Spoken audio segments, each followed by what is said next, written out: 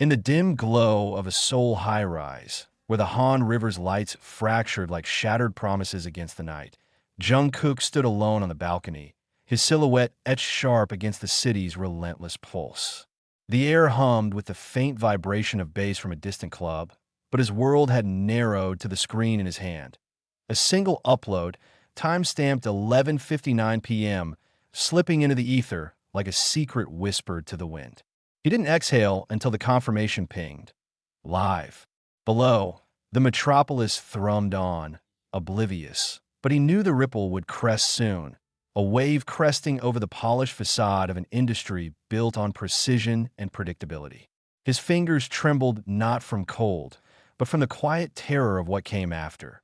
The silence before the storm to IT had begun months earlier, in the sterile hush of a Hybe studio buried deep in the Yongsan district, where the walls absorbed sound like confessions.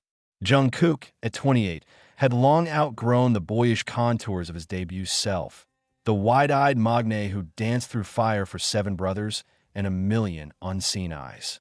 Fame had sculpted him into something sharper, shoulders broadened by weights lifted in shadowed gyms, tattoos curling like vines up his arms, a voice that could coax honey from thorns.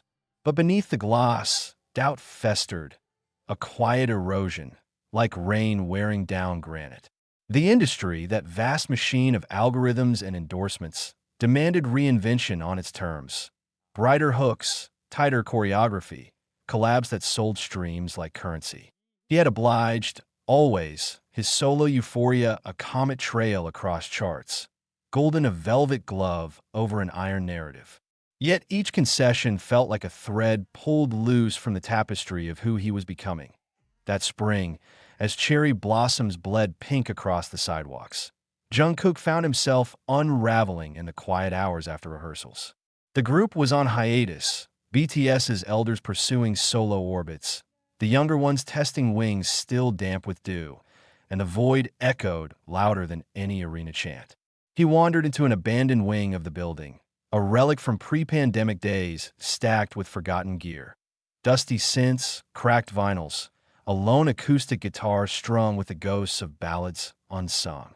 There, amid the dust motes dancing in slanted light, he unearthed a reel-to-reel recorder, its spools warped from neglect. Idly, he threaded a tape, the machine wheezing to life with a hiss that uncoiled into something raw, a field recording from rural Jeonju, his grandmother's voice murmuring folk tales over the patter of rain on tin roofs.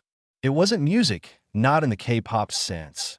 No beats engineered for virality, no lyrics polished to diamond sheen. It was memory, unfiltered, a thread back to the boy who chased fireflies and patties before spotlights claimed him. That tape became the seed. Nights blurred into dawn as he layered it over fragments. A loop of his own humming, off-key and intimate, woven with distorted samples from underground Busan clubs he'd slipped into incognito, masks pulled low. He called it Eclipse, not an album, not a single, but a sonic installation, a 20-minute descent into the liminal spaces between idol and artist. Tracks dissolved into one another like ink in water. A verse in Giala dialect melting into glitchy electronica, his falsetto fracturing over field noises of urban decay. Honks from Itaewon alleys, the metallic scrape of subway doors. He collaborated in shadows, reaching out to a reclusive sound sculptor from Berlin via encrypted DMs, a queer poet from Incheon's underground scene who penned verses on displacement that cut like glass. No managers hovered. He locked the door, silenced his phone, let the creation breathe in isolation. Doubt clawed at him in those hours, the fear that this wasn't evolution, but sabotage. What if it alienated the army, those loyal sentinels who'd tattooed his name into their skin? What if it branded him a heretic in an industry where deviation meant exile? The tension built like humidity before a monsoon. Whispers leaked through the vents, interns glimpsing his late-night exits, carrying drives etched with forbidden files. Rumors swirled on Pan, the Korean forum where fans dissected every shadow. Jungkook unraveling, burning out, plotting a pivot to acting or worse, independence. He felt it in the mirror, the hollows under his eyes deepening, his reflection fracturing like the city's skyline at dusk. One evening, as thunder rumbled over Namsan Tower, he played a rough cut for a trusted circle, his hyungs, patched in via video from their scattered corners of the world. Jimin's screen flickered from LA, his brow furrowing, then softening into a nod that spoke volumes. Pride laced with ache. Namjoon, ever the philosopher, leaned into his webcam for Tokyo Cafe, murmuring, "It's not breaking, it's mending what was always cracked." Their voices anchored him, a fragile buoy in the swell, but the real test loomed, the world beyond the bubble. Release night arrived, cloaked in autumn's chill, leaves skittering like escaped secrets across Gangnam's boulevards. Jungkook had chosen subtlety over spectacle. No countdowns, no teaser trucks circling COEX like predatory sharks. Just a link dropped into his Weverse community at midnight, titled simply, "For the Spaces in Between." He watched from that balcony perch, breath fogging the glass door as the metrics ticked upward. Views climbing from hundreds to thousands, then a deluge. The internet, that voracious beast, stirred. Twitter, X now in its rebranded austerity, lit up with fragments. JK, just, what is this? Eclipse is haunting me at 2 a.m. But then the hush. Not outrage. Not the predictable backlash of purists decrying the sellout. Shift to experimental noise. Silence. Vast and echoing. As if the industry itself held its breath in boardrooms from YG to JYP. Executives paused mid-sip. Coffees cooling untouched as they cued the track on loop. Dispatch. The tabloid vultures drafted headlines, then deleted them. Too raw, too unclassifiable for their clickbait molds. Spotify's curation team scrambled, algorithms stuttering over metadata that defied genre tags. Not pop, not indie, not world. A hybrid beast that slipped through nets like smoke. Even the global tastemakers faltered. Pitchfork's preview embargo lifted, but their write-up stalled. Writers circling the void of how to frame a work that weaponized vulnerability as its core. Jungkook felt the weight of it pressing down, the balconies railing cold under his palms, as notifications piled like autumn debris. A DM from a Grammy voter. This redefines intimacy. A voice note from Billie Eilish, her tone hushed. You made me cry without trying. Yet the true fracture lines emerged in the quieter currents. Fandom forums, once a cacophony of edits and theories, fell into reverent pauses. Fans sharing screenshots of paused timestamps where his voice cracked on a line about roots pulling free from concrete. In Busan dive bars, where K-pop blasted from jukeboxes like war cries, patrons lingered over the speakers, beers forgotten as the poet's words unfurled. We are the echo in the idol's throat, the shadow that dances alone. It pierced the veil, this eclipse, exposing the underbelly of stardom, the loneliness of perpetual performance, the ache of identities commodified. Jungkook had always been the golden child, the one whose dimpled smiles disarmed critics. But here he bared the alloy beneath. The immigrant son of a factory town, the artist starved for air in a vacuum-sealed empire. It wasn't rebellion for its sake.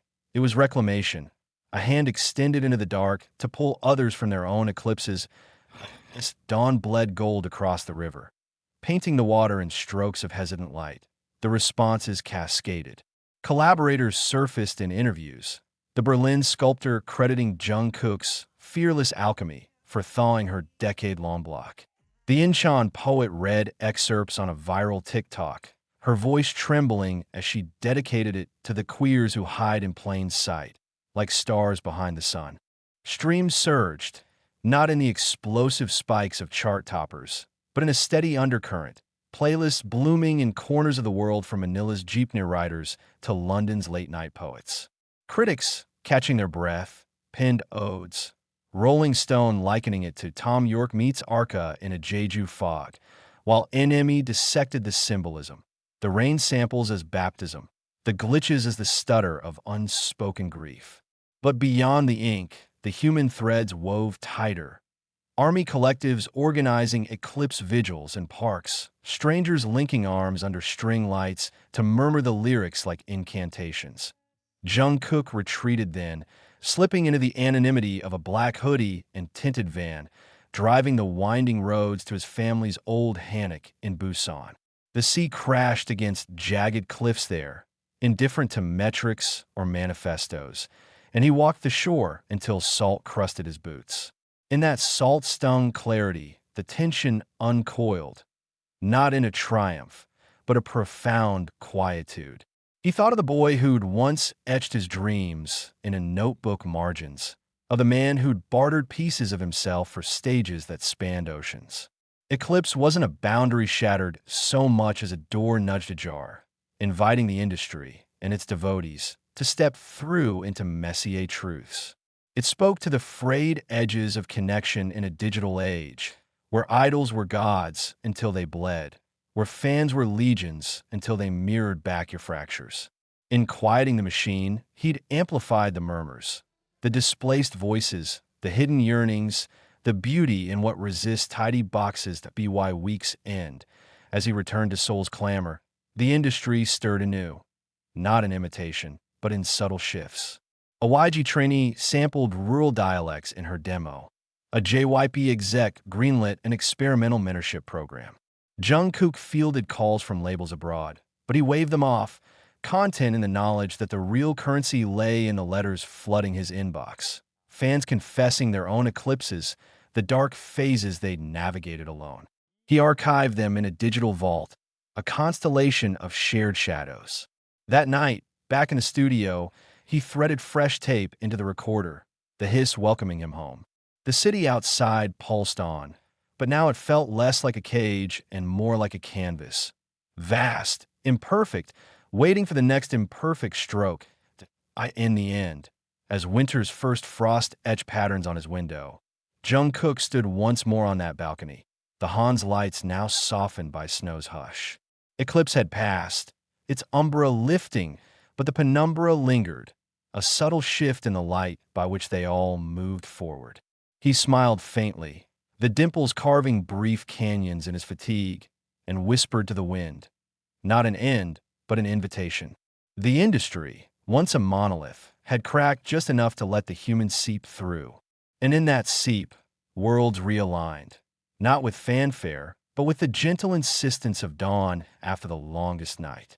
And in that seep, worlds realigned, not with fanfare, but with the gentle insistence of dawn after the longest night.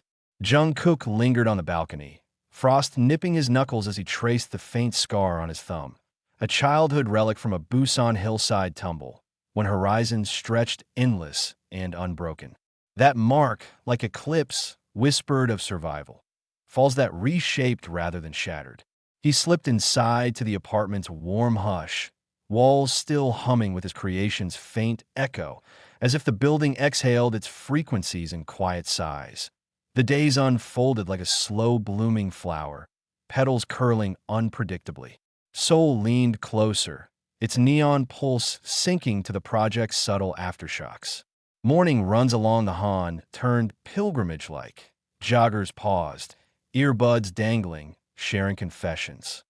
Eclipse pulled me through a breakup. One woman breathed, eyes alight with reverence. He nodded, throat tight, his half-smile a once-viral charm. Now bridging raw intimacies that in the studio, possibility thickened the air.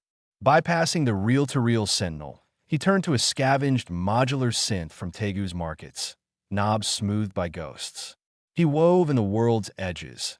A Hongdae violinist laments over subway rumbles, a Gwangju DJ's bass like a second pulse. No manifestos, just marginal alchemy, tracks evoking transatlantic aches and Weber's pleas from war-torn reaches. He dubbed the sessions penumbra, half shadows where light and dark bartered peace, mosaics of sideline voices, Uido migrants' chants, Myeongdong Ajuma's polyphonic tales. Doubt evolved, coiling like dying smoke. One snowy evening, scrolling the deluge, fan art casting eclipse as ink-black forests of loss, Reddit essays on dialect as rebellion. He met barbs, navel-gazing betrayal. The sting burned, but kindled fire. He pinned a venomous thread to his board, talisman against flawless facades. Ripples crossed borders, humbling him silent. Koreatown circles unpacked hybrid poles. Manila kids remixed glitches with Tagalog cries, viraling millions. At Yonsei, a seminar framed it as Vulnerability's Manifesto. He devoured the syllabus in bed, highlighters shaking, awed by lectures born of his confessions, deeper tides carved personal, a Kamwandu parcel, quilt stitched with eclipse suns and rain roofs, letter from a grieving army. You mended my holes. Tears traced his calloused fingers over seams. A unscripted loop, anchoring others as he'd once drifted. Winter veiled the city white. Invitations beckoned. Not galas, but inhabitations. Singapore TEDx on authenticity. Berlin's post-genre summit. He chose Reykjavik's geothermal ruin, steam hissing counterpoint under auroras, debuting a dirge for industry's ghosts. The crowd exhaled, fogging bonds and shared fracture. Home, walls bloomed Polaroids. Laughs with Manila remixers, Icelandic steam cells. Metamorphosis stirred in dialogues with managers. Sabbaticals mentoring margins. High buzzed. Rookies dialect hooks crediting eclipse. Fissures widened, airing the core. One icicle-fringed afternoon. Laptop cursor blinking heartbeat slow. He pondered fans. Lyric etchers silenced decoders. His Wever's post. Raw vocal over Busan snow crunch. Captioned. In the shadow between self and script, what's your sound? Layer our eclipses unbreakable. Waves replied. Tokyo memos on debut terrors. Sao Paulo rhymes over loops, a cellist weeping cello. He mapped them overnight, birthing our penumbras, a permeation climbing playlist, grassroots reshaping shores that in that archive, horizons vacant. Echoes multiplying, fractures chorusing. The industry hummed softer, monolith yielding to murmurs. On the balcony, Han goldening below, weight equilibrated, cracked to light. What quiet shadow summons your note? Share below. Let's weave symphonies from our seams.